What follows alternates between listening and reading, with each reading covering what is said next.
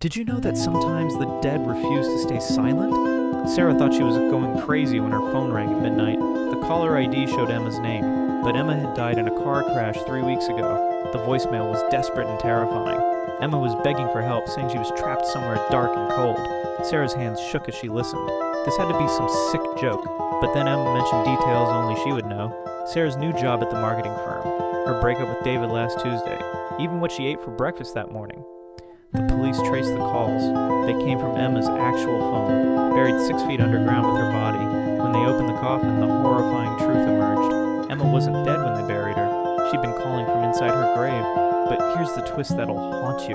Sarah had pushed for the quick burial. She needed Emma's life insurance money. Now she faced an impossible choice: confess to murder or let her best friend die for real.